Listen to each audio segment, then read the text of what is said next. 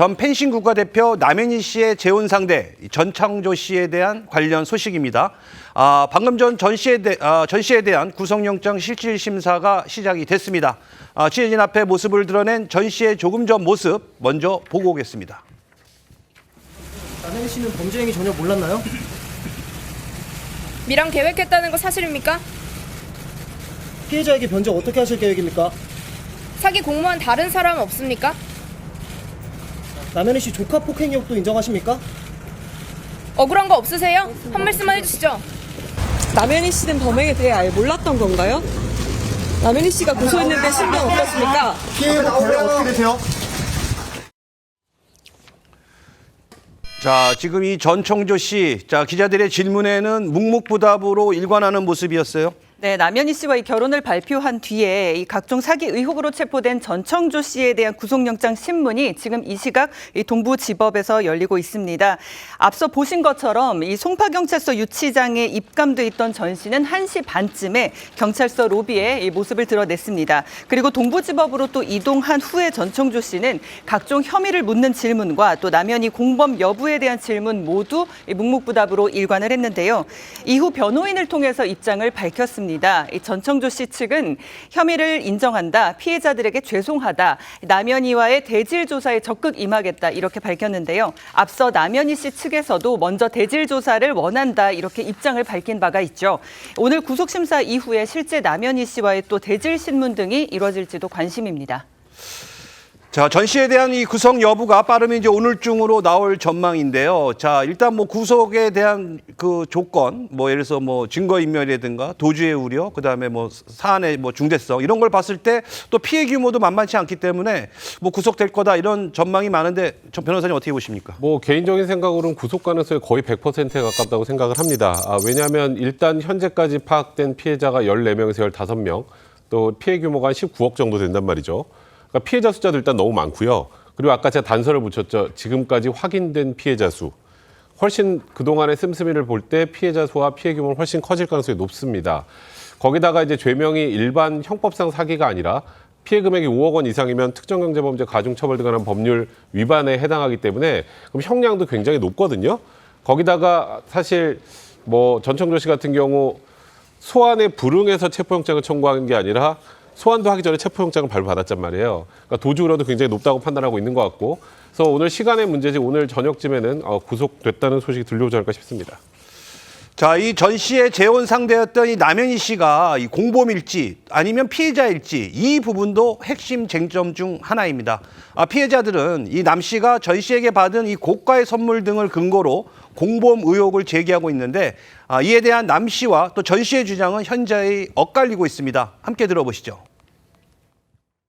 벤틀리는 현금 주고 사신 거예요? 네, 맞아요. 남현 씨가 벤틀리를 타고 싶다고 말을 했었고. 그러면 그 현금은 피해자한테 나온 거예요? 네. 상위 0.01%의 학부모님들을 만나고 대면을 하려면 차도 고가의 차를 타야지 엄마들 사이에서 말이 안 나온대요. 그러면서 저한테 계속 선물을 사주는데. 자, 지금 들으신 것처럼 한쪽은 본인이 원한 선물이었다. 또 다른 한쪽은 일방적인 선물이었다. 이렇게 좀 주장이 엇갈리고 있는 그런 상황입니다. 자, 문제는 이 벤땡땡, 이 외제차에 대해서 남현희 씨가 경찰에 압수를 요청했다고요? 이 고가의 외제 차량이 최근에 그 언론 보도에 의해서 상당히 이제 논란이 됐었는데, 그 언론 보도가 뭐냐면 남현희 씨가 아파트 명의도 받지 않고 명품 선물도 원하지 않았다고 하면서 이 벤땡땡 차량은 알고 보니 남현희 씨 명의였다, 거짓말 아니냐, 이렇게 언론이 의혹을 제기했었는데, 사실 남현희 씨가 벤땡땡 차량의 명의를 받지 않았다는 말은 한 적이 없었거든요. 예. 그것만 가지고 거짓말이라고 할 수는 없지만 어쨌든 거짓말 여부와 별개로 그 차량을 가지고 있다는 것 자체가 부적절하니까. 왜냐하면 이건 피해자들의 범죄 수익에 의해서 샀을 가능성이 높기 때문에, 그래서 남현희 씨가 차를 비롯해서 명품 선물들을 모두 다 돌려주고 싶다라고 말을 했었는데, 그동안 돌려주는 방식에 대해서 고민을 해왔었다고 합니다. 근데 자기가 이걸 가지고 있으니까 계속 오해가 생겼다는 거죠. 그래서 이번에 아예 경찰에 차량을 비롯해서 모든 이 전청조 관련 물품들을 압수해달라고 요청했다고 합니다. 자, 근데 이 경찰에 차량 압수를 직접 요청했다는 건데 이 경찰이 가서 그러면 이 외제차 그냥 가져오면 되는 겁니까? 그러니까 압수를 요청했다는 말은 결국에는 임의 제출하겠다. 지금 자기 소유로 된 범죄 수익으로 만든 이 재산을 그런 식으로 해석된다고 볼 수 있을 것 같습니다. 그러면은 이미 제출한다고 하면 경찰이 점유를 취득해도 될 것이라는 생각이 듭니다. 그런데 지금 특정경제범죄 가중처벌법상 사기 혐의가 적용이 됐어요. 이거 상당히 의미가 있는 게요. 이 법이 적용이 된다는 것은 범죄수익은닉규제법이 아니라 부패재산 몰수법에 의해서 이 범죄 수익을 다룰 수 있는 길이 열렸다는 얘기입니다. 그런데 부패재산 몰수법에 보면요. 무상으로 이 범죄 수익으로 만든 재산을 증여를 받은 경우에는 그 제3자의 소유로 됐고 그 제3자가 범행에 대해서 알았든 몰랐든 몰수 추징의 대상이 된다고 규정을 하고 있어요. 거기에 더해서 이거 정말 중요한 얘기인 게 이런 경우에 보통 몰수 추징이 된다고 하면 국고로 귀속이 됩니다. 그런데 부패재산 몰수법에 따르면 이것을 피해자에게 돌려줄 수 있는 별도의 절차를 또 규정하고 있는 근거 규정이 있어요. 그렇기 때문에 지금 이 차량만 문제가 아니고요. 이 차량에 더해서 지금 남 씨 가족들에게도 다 뭐 재산이 넘어갔다고 하잖아요. 이런 것들이 다 범죄 수익과 관련이 있는 부분이라고 하면 이 부분에 대해서는 알았든 몰랐든 몰수 추징의 대상이 될 수 있고 이것이 피해자에게 환부될 수 있는 길이 열렸다는 얘기입니다. 그렇기 때문에 이 재산들에 관해서 기소 전에 몰수 추징을 위한 보전 조치를 빨리 취해야 한다는 것이 저의 생각입니다. 알겠습니다. 자, 이 남 씨가 이 전 씨의 범행에 가담했거나 또 묵인했을지 여부도 이 핵심 쟁점으로 떠오르면서 이 경찰이 조만간 남 씨에 대해서도 본격적인 조사에 들어갈 예정으로 알려졌는데요. 자, 이에 대한 남현 씨의 입장도 다시 한번 들어보겠습니다. 제가 전청조한테 소개시켜 준 것도 아니고요. 그 사실도 요 근래 방송을 통해서 알게 됐고요. 남현희 씨 가족들도 투자를 했다는 건가요? 아카데미 선생님들은 4명이고요. 학부모님도 계신 것 같아요. 저희 조카 2명. 남현 씨는 줄곧 전 씨의 범행을 전혀 몰랐다라고 이렇게 주장하고 있는데, 자, 자신을 공범이라고 주장해온 이 또 김민석 서울 강서구 의회 의원을 고소하기도 했습니다. 자, 이에 대해 또 맞대응으로 또 남 씨를 맞고소한 김 의원의 이야기도 들어보도록 하겠습니다. 일단 남현 씨가 허위 사실이라고 주장을 하고 있기 때문에 그 진실에 대한 여부를 좀 같이 좀 해야 제가 남현 씨가 저를 향한 무고다라고 할 수도 있는 부분이기 때문에 네, 대질 조사를 요청을 했습니다.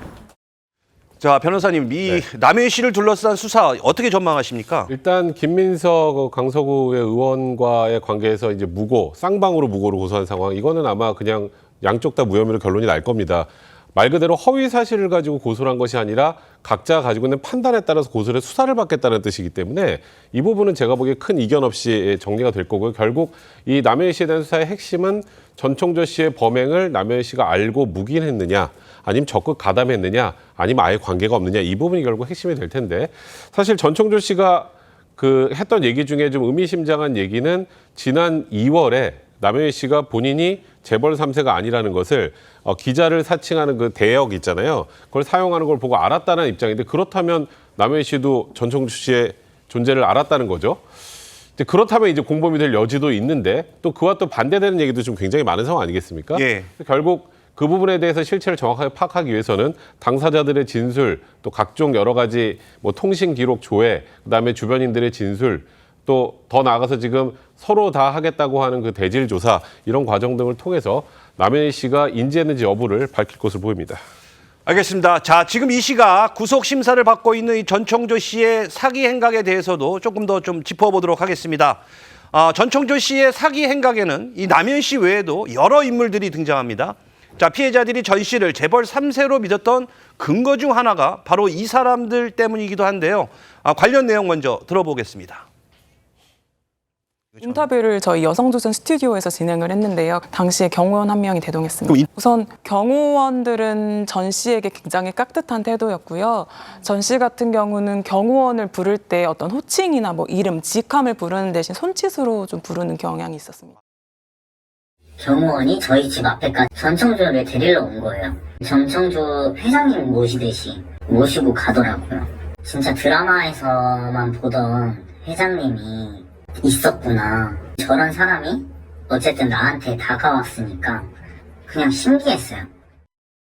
자, 지금 뭐 드라마에서 보던 회장님이 진짜 있었구나. 이 전 씨의 경호원들을 보고 이런 생각을 했다는 건데요. 자, 그런데 이 일부 경호 전문가들 사이에서는 좀 황당하다, 이런 반응이 나오고 있다고요? 그러니까 일부 경호 전문가가 방금 전청조 주위에 경호원들이 우르르 같이 다니는 저 사진을 보고 저거는 저 모습만 봐도 딱 사기라는 걸 알 수가 있다. 왜냐하면 진짜 경호를 할 때는 한 명 정도만 옆에서 경호를 하고 나머지 경호원들은 옆으로 흩어져서 이렇게 마치 수행원, 일반 수행원처럼 그렇게 하는 거지 저렇게 우르르 몰려다니지 않는다라고 이제 주장을 한 건데 또 다른 경호 관계자는 아니다. 때에 따라서는 저렇게 우르르 몰려다니기도 한다라고 했는데 근데 중요한 것은 저런 방식의 경호가 맞는 경우냐 틀린 경우냐 그게 아니라 어쨌든 전청조가 경호원들을 말하자면 섭외를 해서 저렇게 경호 쇼를 벌였다고 하는 것이고 저 경호원들이 전청조랑 계속 같이 다녔다고 하는데 아무것도 모르고 그냥 본인들은 경호한다고 생각하면서 같이 다닌 것인지 아니면 같이 다니면서 전청조의 정체를 알았던 것인지 이 부분에 대해서 조사를 해야 될 것 같습니다. 자, 지금 그 말씀하니까 또 생각나는 사람이 있습니다. 이가 뭐 진짜 경호원이 맞느냐 뭐 이런 의혹까지 지금 나오고 있는 상황에서 이 전 씨의 사기에 동원됐던 또 다른 인물이 있습니다. 바로 이 기자인 척 이 전 씨와 남 씨에게 접근했던 이 역할 대행 알바. 이 해당 인물이 당시 상황에 대해 구체적인 이야기를 전했다고요? 네, 바로 지난 1월에 역할 대행 알바를 했는데 당시 재벌로 보이는 의뢰인에게 접근해서 인터뷰를 요청하는 기자 역할을 맡았다는 인물입니다. 자신이 아르바이트 장소에 도착하자 마주쳤던 의뢰인이 바로 전청조 씨였는데 이 9개월 후에 기사로 접한 전 씨의 모습을 보고 매우 당황했다고 합니다. 아르바이트 대행사에서도 또 만난 당시에도 전 씨는 분명 여자였는데 기사에는 남자로 소개됐기 때문입니다. 자, 그런데 이런 건 처벌이 안 되나요? 그러니까 어떻게 보면 사기에 가담한 걸로도 볼 수 있잖아요. 일종의 사기 방조 행위로 평가될 여지가 있습니다. 우리가 속칭 바람잡이라고 부르는 역할 대행 알바가 초기에는 뭐 몇십만 원만 주면 하객 도움이라든가 뭐 이런 역할을 하면서 좀 긍정적인 역할도 했었는데요. 문제는 이 속성상 범죄에 이렇게 악용될 여지가 굉장히 커요. 지금 우리 전청조 사례에서 보는 것처럼 이 사기의 어떤 행동을 도와주는 그런 역할을 했잖아요. 그런데 이게 형사처벌로 이어지기는 쉽지가 않은 게요. 최소한 방조범으로 평가를 하려면 그 정범, 그러니까 사기꾼이 사기 범죄 행각을 벌이는 데 대한 어떤 미필적인 인식이 있고 그럼에도 불구하고 물질적, 정신적으로 이걸 도와주겠다는 방조의 의사까지 다 인정이 되고 입증이 돼야지 방조범으로 처벌이 되거든요. 그래서 이게 인정되기도 쉽지 않고 입증하기도 굉장히 쉽지 않고 짧은 기간만 이 아르바이트를 하기 때문에 이게 참 현실적으로 형사처벌까지 이어지기는 쉽지 않은데요. 다만 어떤 과실에 의한 불법 행위로 보고 이 아르바이트생과 이 업체를 민사상 손해배상 청구를 해서 압박을 하는 것은 일종의 방법이 될 수 있을 것 같다는 생각은 듭니다. 알겠습니다. 자, 전 씨가 사기 행각에 이용한 인물은요, 또 이들뿐만이 아닙니다. 이 전 씨와 전혀 관계가 없는 이름만 대면 알만한 아주 유명인들의 이름도 대거 등장했는데요. 이 중 한 명인 아동심리 전문가, 바로 오은영 박사가 입장을 밝혔다고요. 예, 그 전청조 사기 행각의 궁극적인 목표가 그 남현희 씨 펜싱 아카데미의 학부모들이 아니었을까라고 좀 추정되는 부분이 있는데, 그러니까 전청조가 그 전까지 사기극에서는 한 사람당 그 피해액이 한 뭐 몇 천만 원 이 정도 발생했었는데 남현희 씨 펜싱 아카데미 학부모들한테 한 사람당 3억 원 이상을 요구했다는 이야기가 있거든요. 본인이 유학 관련 회사를 하면서 그 아이들을 미국 MBA에 뭐 유학을 시켜줄 테니까 뭐 돈을 몇억 원을 달라 이렇게 하려고 했다는 거예요. 그런데 그 큰 액수의 돈을 달라고 하면서 그때 등장했던 이름이 오은영 박사라는 겁니다. 그러니까 본인이 교육 관련 무슨 회사를 만드는데 거기에 오은영 박사도 함께한다. 그러니까 뭐 억대의 돈을 달라. 이렇게 전청조가 하려고 했다는 거예요. 그래서 지금 오은영 박사는 날벼락을 맞은 거잖아요. 입장을 내놨는데 최근에 오은영 박사 이름을 다양한 형태로 사칭하는 사례들이 늘어나고 있다. 이번 일뿐만이 아니라 그래서 이제 피해를 보시지 않도록 주의와 당부를 부탁하고 앞으로도 이러한 유사 사례를 발견하면 반드시 제보를 부탁드린다. 이렇게 입장을 밝혔습니다. 알겠습니다. 자, 이런 가운데 한 프로그램을 통해 이 전청조 씨의 과거 사진이 공개돼서 또 주목을 받고 있습니다. 이 짧은 쇼컷 스타일인 지금과 달리 긴 머리 스타일의 사진이라고요? 네, 맞습니다. 저도 굉장히 막 볼 때마다 혼란스러운데요. 지금은 쇼컷의 짧은 머리로 남자가 됐다가 여자가 됐다가 하는 전청조 씨가 지금 보시는 것처럼 긴 머리, 생머리로 저렇게 긴 머리로 기른 상태의 과거 모습이 공개가 되기도 했는데 최근에 이 탐사 프로그램 제작진에게 얼마 전에 이런 얘기 했었죠. 본인은 원래 여자인데 남현희 씨가 바깥에 사람들이 여자로 보이면 안 되니까 뭐 가슴 절제 수술을 해라. 이 얘기를 해서 최근에 가슴 절제 수술을 했다는 얘기를 하면서 그 흔적까지 제작진에게 보여줬다고 합니다. 그러면서 억울함을 토로했다고 하는데 제가 최근에 이 전청조 씨 관련 인터뷰가 그냥 활자화돼서 뭐 기사로도 많이 나오고 하다 보니까 이게 다 사실처럼 자꾸 많이 받아들여진 경향이 있는데 뭐 제가 꼭 좀 말씀드리고 싶은 건 전청조 씨는 지금 현재 사기 혐의로 구속 기로에 있는 사람입니다. 과거 전과도 많고요. 그렇다면 이 전청조 얘기를 고지고대로 믿고 고지고대로 그것대로 판단하시면 절대 안 되고 그냥 말 그대로 참고사항일 뿐이고요. 그러니까 이 전청조 씨의 말에 이제 이 얘기를 들으니 좀 억울하겠는걸 이런 생각은 안 하셔야 될 것 같습니다. 알겠습니다. 자, 이 전청조 씨의 구속 여부가 전해지는 대로 또 TV조선 이후 프로그램에서 계속 전해지도록 하겠습니다.